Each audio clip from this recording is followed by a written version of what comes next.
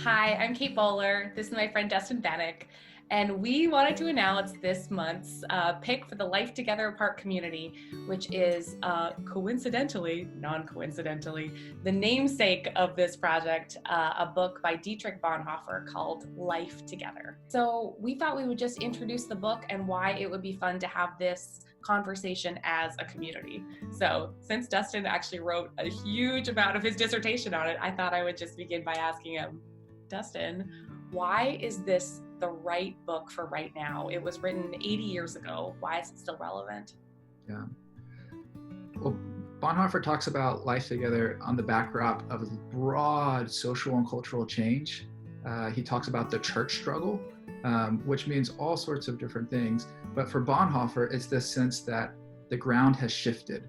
The world has suddenly been turned upside down. And Bonhoeffer and his close friends are thinking about the ways that we pattern our life and our common life, our life together, in ways that follow after the template of Scripture, but also open us up to the reality of God and the possibilities of life in relation to one another. How do you think that this book can help us think about sort of the needs that we have as a community? Mm-hmm. It's just like a weird time though, because we don't really feel like a community. We're all stuck by ourselves. And that's the really interesting thing. I mean, Bonhoeffer lived before the time of digital media and technology. And nonetheless, the pattern of thought that he offers is one that describes the importance of practice, the importance of common language, the importance of prayer, the importance of tradition. And he does so in a way that locates the individual in relation to other people, but also in relation to their creator, to God, who opens up the possibilities of life in community, but also the transformation of individuals and communities through a common life.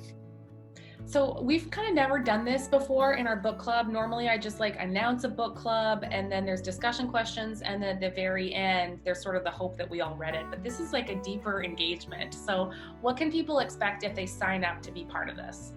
Yeah, so we've been visioning and dreaming what's possible at Life Together Apart as we gather people together in this time out of the conversation we had. And I think three things. One is remarkable people. I mean, if there's anything that's true about Life Together Apart, is that there are remarkable, thoughtful, kind, and curious people there, and we're so grateful for that. Second, they'll find some discussion questions, some guided reading. And then third, they'll find opportunities to have a conversation with me and others about what they're reading. We want to create space for us to gather around the table, have conversation about this book, and consider what it means for our lives and our communities. Yeah.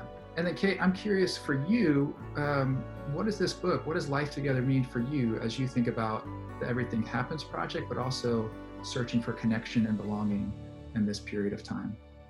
Well, I mean, I was kind of a pro-team individual, even though you can't have an individual team. You're supposed to have more than one person. I got really good at doing life by myself before I got sick. And then after I realized, we all need to be part of this web that puts each other together. And we have an image for what that is in the church. And we've got, I think, to kind of thicken up our language and our imagination of what it feels like to be together when we're just so mediated. So I just thought it would be kind of a good chance to think creatively with beautiful, like-minded people about how we can best support each other in such a weird time. So I really hope you'll all sign up. I'm really excited that we're all here together. And yeah, find us at Life Together Apart. We'll see you there. Can't wait.